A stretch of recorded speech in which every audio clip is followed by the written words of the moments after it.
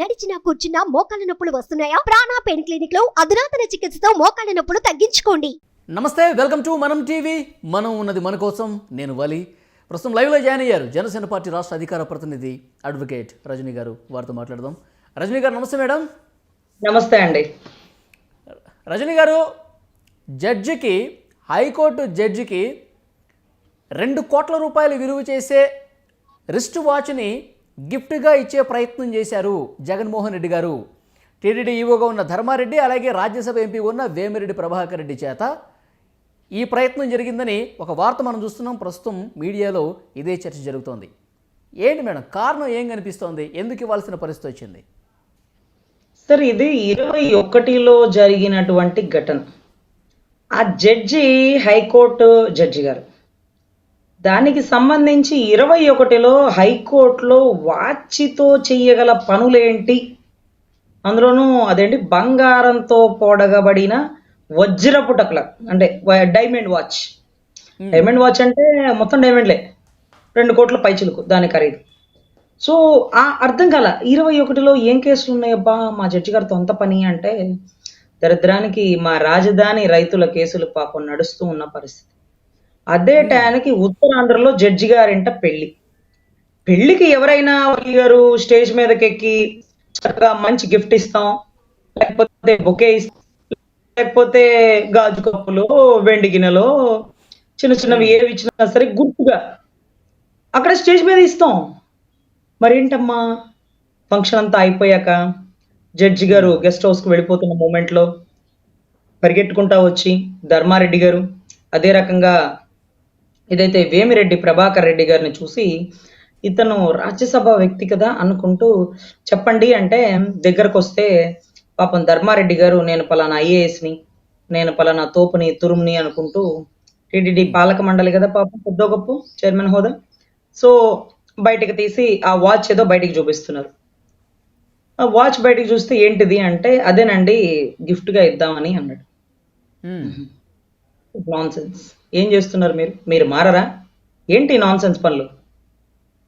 Get out అని అనేసి పాపం వాళ్ళిద్దరిని వెనక్కి పంపిస్తే, ఎప్పుడో జరిగిన ఘటన 21లో ఇప్పుడు వెలుగులోకి వచ్చిందండి.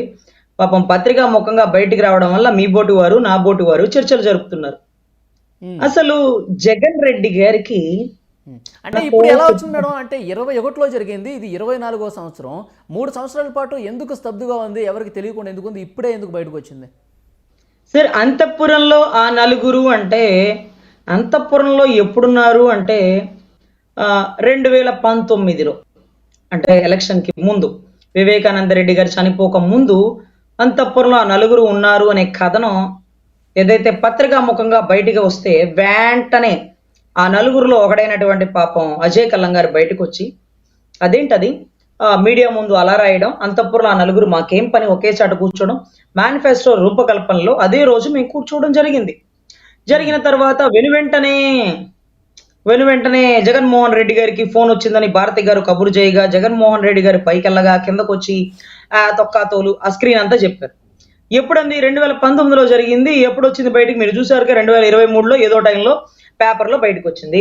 ఇప్పుడు 2024లో 21లో రిస్ట్ వాచ్ ఇవ్వబోయారు, దాన్ని జడ్జి గారు వెనుతిరిగి పంపించారు. Get out, what is non science అన్నారట. అది ఇప్పుడు బయటకు వచ్చింది. ఇంకొంచెం ముందుకెళ్తే ఏంటి జగన్ గారి వ్యూహం అంటే, ఎగ్జిక్యూటివ్ క్యాపిటల్ అనేది వైజాగ్లో పెట్టబోతున్నాము, ఈ పెళ్లి కూడా ఉత్తరాంధ్రలో పెళ్ళే కాబట్టి మీరు మాకు ఈ పని చేయండి, మీకు ఇదే వైజాగ్ ఎగ్జిక్యూటివ్ క్యాపిటల్, మీకు ఎక్కడ భూములు ఇస్తామని కూడా ఆఫర్లు ఇచ్చి ఉండొచ్చు. అంటే కనపడుతున్న వాచ్ కాబట్టి వెలుగులోకి వచ్చింది, కనపడని మాటలేవో తొర్రికి మాటలేదో మాట్లాడతారు కదా. సో ఖచ్చితంగా ఇటువంటి విషయాల్లో కంటే గతంలో గాలి జనార్దన్ రెడ్డి గారు అని ఉన్నారండి, బళ్ళారి మైనింగ్లో నెంబర్ 1.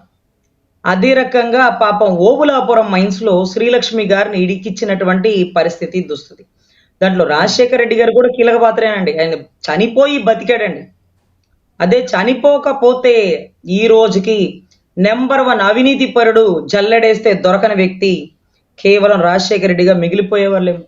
ఎందుకంటే ఈరోజు మైన్స్ మీద సంతకాలు పెట్టించింది, ఆమెతో తప్పు చేపించింది, ఆవిడ నోరు విప్పితే నిజాలు బయటికి రాబోయేది కూడా ఆయన పేరే. సో ఈ మధ్యకాలంలో దానికి సంబంధించి ఒక అనుష్క సినిమా కూడా వచ్చిందండి. అనుష్క పాపం కలెక్టర్ ఆవిడతో తప్పు చేపించారు, తర్వాత ఏదేదో జరిగింది చూడండి. సో ఇటువంటి విషయాల్లో ముఖ్యమంత్రి పాత్ర లేకుండా ఐఏఎస్లు అత్యుత్సాహాలు ఏం ఉండవండి. కర్మగాలి పాపం వాళ్ళు ఒక టార్గెట్ పెట్టుకొని ఆ ప్లేస్కి వచ్చి వీళ్ళు చేసిన తప్పులకి కాపలాలు కాల్చాల్సిన దౌర్భాగ్య పరిస్థితికి వచ్చిందండి. సో ఎనీవే, గాలి జనార్దన్ రెడ్డి గారు, గౌరవ జగన్మోహన్ రెడ్డి గారు జాంగ్ జికిడీలు జడ్జిల్ని 1000 కోట్లతో కొనడంలో నెంబర్ 1 కీలక నేతలు.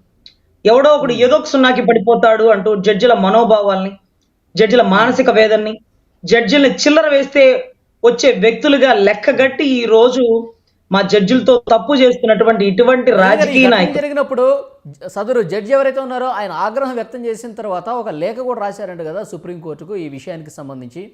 తర్వాత జగన్మోహన్ రెడ్డి గారు ఈ విషయాన్ని తెలిసి సరే జరిగింది ఏదో జరిగిపోయింది, మనసులో ఏం పెట్టుకోకండి అని ఫోన్ కూడా చేశారంట. నిజమేనా మేడం?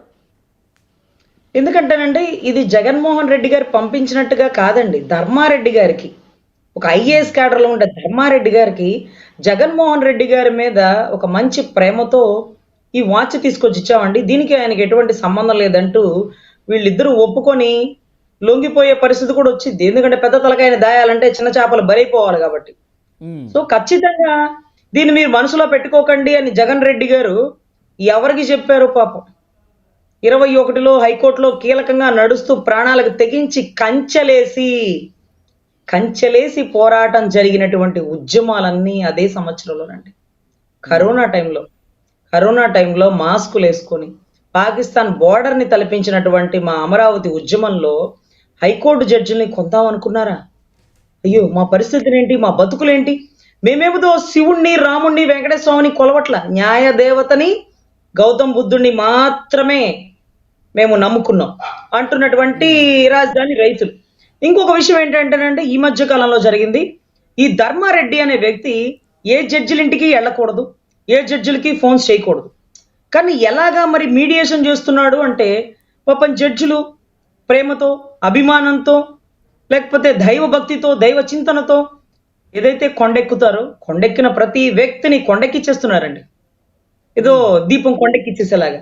సో ప్రతి వ్యక్తిని ఏదో కారణంగా ఇరికించి ఏ జడ్జి వచ్చినా సరే వాళ్ళని బుట్టలో వేసుకునే కార్యక్రమం జరుగుతుందంటారా ప్రభుత్వం సైడ్ నుంచి? అంతేనండి, బుట్టలో వేసుకునే కార్యక్రమం జరుగుతుంది. కొంతమందిలు ఇలాగే వాట్ ఈస్ నాన్ సెన్స్ అంటూ గెట్ అవుట్ అంటూ పంపించేస్తారు. కొంతమంది పాపం తప్పించుకోలేక ఒకళ్ళ లొంగిపోతారేమో తెలియదు, కానీ అంటే ఏం జరుగుతుందో తెలియదండి. కానీ ఒక విషయాన్ని రాష్ట్ర ప్రజల్లో కీలకమైన వ్యక్తులందరూ నన్ను అడుగుతున్న పరిస్థితి, ఏదైతే అనిరుద్ బోస్, బేలా త్రివేది గారు, నిన్నటి రోజు బేలా త్రివేది గారు 17 సబ్ క్లాజ్ ఏకి విరుద్ధంగా ఇచ్చినటువంటి జడ్జిమెంట్, సీనియర్ జడ్జ్ సుప్రీంకోర్టులో అనిరుద్ బోస్ గారు ఇచ్చినటువంటి గొప్ప జడ్జిమెంట్. మరి ఎందుకో బేలా త్రివేది గారు వ్యతిరేకించారు అంటే ఒక వ్యక్తి నాకు వాట్సాప్లో పెట్టిన పోస్టర్ మీకు పంపిస్తాను, దయచేసి అది డిస్ప్లేలో ప్లే చేయండి. అనిరుద్ బోస్ గారు ఎవరైతే ఉన్నారో ఆయన ఇచ్చిన జడ్జిమెంట్కి విరుద్ధంగా బేలా త్రివేది గారు మంచి జడ్జిమెంట్ ఇద్దాం అనుకునే టయానికి కొండకెళ్ళారండి. ధర్మారెడ్డి గారు పాపం అని శాలువాతో సన్మానించారండి. సో ధర్మారెడ్డి గారి మాటల్లో మాయలో పాపం బేలా త్రివేది గారు ఏమైనా పడిపోయారా అండి అనే మాటలు వ్యక్తపరుస్తూ వాట్సాప్లో పెట్టినటువంటి పోస్టర్ అండి. గుడికెళ్ళిన ప్రతి ఒక్కరిని అనుమానించాల్సిన పరిస్థితి లేదండి, అందరు జడ్జిలు ఒకేలా ఉంటారు. సో ఖచ్చితంగా ఇద్దరు జడ్జిలు వేరే వేరే జడ్జిమెంట్లు ఇవ్వడం అనేది రాష్ట్ర ప్రజలకి పెద్దగా తెలియకపోబట్టి అనుమానిస్తున్నారు. జడ్జిలకి గిఫ్ట్లు ఇవ్వడం అంటే ఇవాళ హైకోర్టు జడ్జిలే వాళ్ళ క్యాపబిలిటీని బట్టి, సీనియర్ని బట్టి సుప్రీంకోర్టు న్యాయమూర్తులు అవుతారు కాబట్టి ఇప్పుడే వాళ్ళని బుట్లో వేసేసుకుంటే రేపు మన కేసులకు సంబంధించి, అక్రమస్తుల కేసులకు సంబంధించి సుప్రీంకోర్టులో అంతిమ నిర్ణయం ఉంటుంది కాబట్టి అప్పుడు మనకు అనుకూలంగా ఉంటుంది. ఇలాంటి దూరాలోచన చేసి ఈ విధంగా గిఫ్ట్లు పంపించారని భావించాలా? అఫ్ కోర్స్, ఎవరు ఎక్కడికి వచ్చినా రాకపోయినా ప్రతి హిందూ ప్రేమగా దైవంగా వచ్చేటటువంటి వెంకటేశ్వర స్వామిని అడ్డాగా మార్చుకుంటూ అంటే ఈ టైంలో చేస్తున్నటువంటి వీళ్ళ వ్యాపారం, మీడియేటర్లు ఖచ్చితంగా చేస్తున్న పని ఇదేనండి.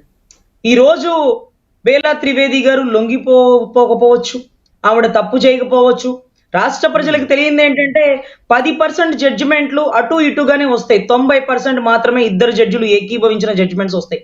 అవి వాళ్ళకి తెలియక అనుమానాలు వ్యక్తం ఎందుకు చేస్తున్నారంటే, నిన్నటి రోజు రిస్ట్ వాచ్ ఇచ్చిన ధర్మారెడ్డి ఎక్కడికో వెళ్ళి పెళ్లికి గిఫ్ట్ వాచ్ ఇచ్చాడే, కొండకే వచ్చిన వాళ్ళకి బంగారు పద్మావతమ్మని ఇస్తున్నాడా, లేకపోతే వజ్రంతో పెరిగిన వెంకటేశ్వర స్వామి విగ్రహాలు ఇస్తున్నాడా, వాళ్ళని బుట్టలో వేసేస్తున్నారా అంటే గతంలో సుప్రీంకోర్టుకి జగన్మోహన్ రెడ్డి గారు పంపించిన బంపర్ ఆఫర్ ఏంటంటే, మీ బంధువులు ఎవరైనా ఉంటే చెప్పండి, టీటీడీ పాలక మండలిలో నంబర్లుగా ఇస్తామట. ఎందుకనో వాళ్ళని అడ్డాగా చేసుకుని జడ్జిమెంట్లు మార్చేయడానికా? అరే, రాష్ట్రం మొత్తం నమ్ముకుందే న్యాయస్థానాల్ని. మీరు మా న్యాయస్థానాల్లో జడ్జిలను కూడా అంగట్లో సరుకులాగా కొందాం అనుకుంటే అందరూ ఒకేలాగా ఉండరన్నా. ఈ రోజు ఏదైతే గాలి జనార్దన్ రెడ్డి గారి జడ్జి 100 కోట్లకు అమ్ముడుకుపోతే, అదే ప్లేస్ లో ఒక అద్భుతమైన జడ్జి వచ్చి శ్రీలక్ష్మి గారిని సైతం జైల్లో వేసిన పరిస్థితి. మీ నాన్న రాజశేఖర రెడ్డి అన్నా సరే ఎత్తి నిన్ను లోపలేసి 16 ఏళ్ళు నీకు బెయిల్ రాని పరిస్థితి. అందరు జడ్జిలు ఒకేలాగుంటే ఎలా అవుతుంది? ఈరోజు రాష్ట్రం కొద్దో గొప్ప ధర్మం మీద నడుస్తుంది అంటే, ధర్మం 3 పాదాల మీద నడుస్తుందా 4 పాదాల మీద నడుస్తుందా అంటే ఏదో ఒక ప్రాణంతో ఊపిరి పోస్తున్నటువంటి కొద్దో గొప్ప న్యాయస్థానాలు ఉన్నాయండి.